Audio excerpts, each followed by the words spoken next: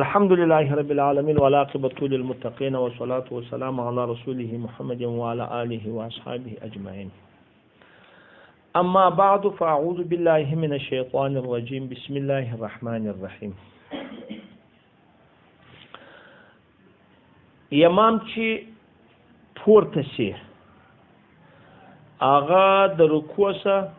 دلته وس سمع الله لمن حمده وربنا لك الحمد دواړه وایي که یو وایي او مقتدی څنګه دی دا خو یې بله دواړه وایي که یو وایي منفرد څنګه دی دواړه وایي که یو وایي تاسې دا درې خبرې واورئ په صحیح طریقه یوه پله خو هغه دغه خبره تر مخه راواخلئ چې ورته ګورئ امام شافعي صاحب وایي امام دیم سمع الله لمن حمده مقتدی هم سمع الله لمن حمده دواړه ربنا ولک الحمد ورسره وایي دا شافعي صاحب اسحاق صاحب او بله امام مالک صاحب ادا وایي دغه امام احمد صاحب ادا وایي چې یروي استمه امام دې سمع الله لمن حمده او تر شا چې د ولاړ وي هغه د ربنا ولک الحمد لکه موږ زموږ له طالبانو درې حالات یې زده کوي منفرد چې یوازې وي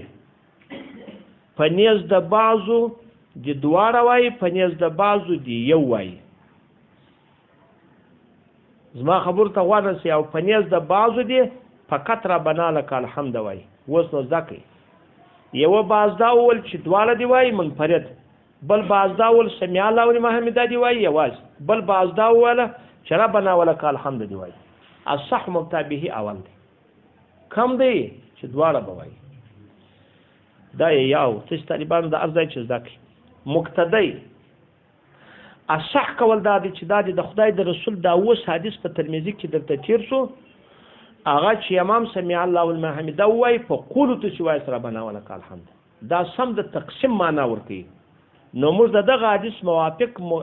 مقتدی به یوازې ربنا ولک الحمد وایي په دې کې اتفاق دی نو باره طالبانو د منفرد د دواړه سوله د مقتدي نه څوک سو یوازې ربنا لک الحمد سو امام له هغه به څه کوي په دې کې د امام صاحبو د یارانو اختلاف دی یاران وایي دواړه دی وایي سمع الله لمن حمده دی په زوره وایي ربنا لک الحمد دی قراره وایي او امام صاحب دا وایي چې یا صرف سمع الله لمن حمده دی وایي وایي نو صحیح طالبانو فتوا خو یې کینې د امام صاحب پر کول دا ټول نو باره خبره څنګه سوه اصل د کلام داسې راواخلې خبره درته کوم اصل د کلام راواخلې څنګه سوه هغه د منفرد له دواړه سوه چې یوازې څوک لمونځ کې یم به سمع الله لمن حمده وایي یم به ربنا ولک الحمد وایي که یو سړی راولاړ کړ سو مقتدی و یوازې به ربنا ولک الحمد وایي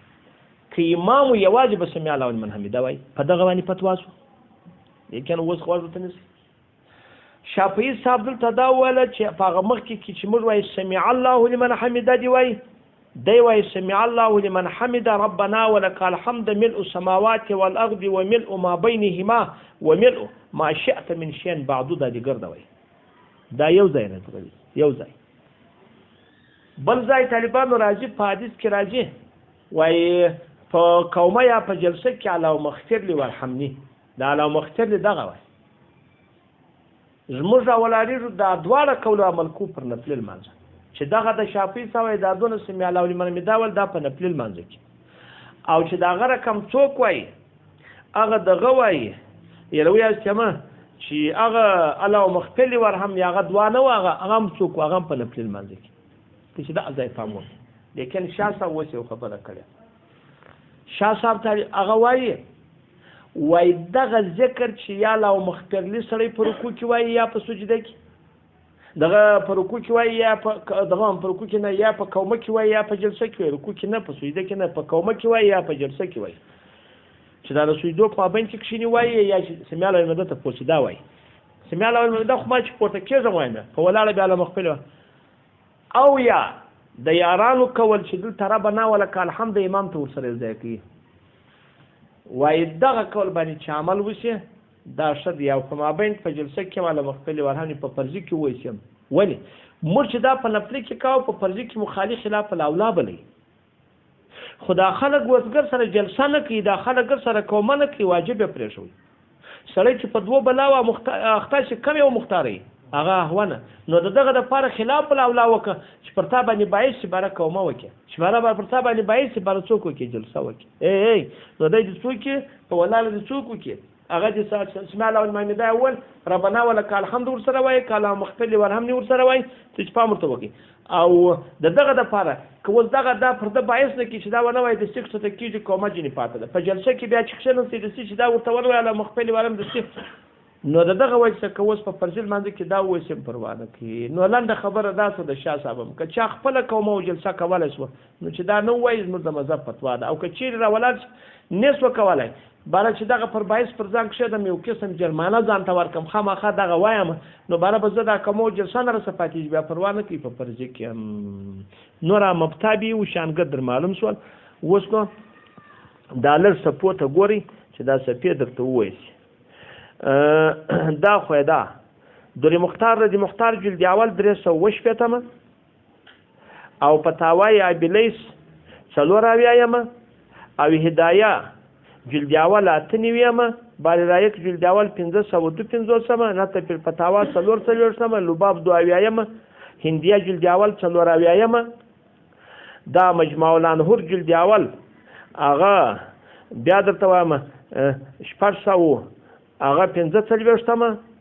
او اعلی سنن دوم جل وسو یو اویایمه یروي استمه او فتح الملهم دوم جل 440 او تحتوی د مراکل فلاج جل اول 300 والله سبحانه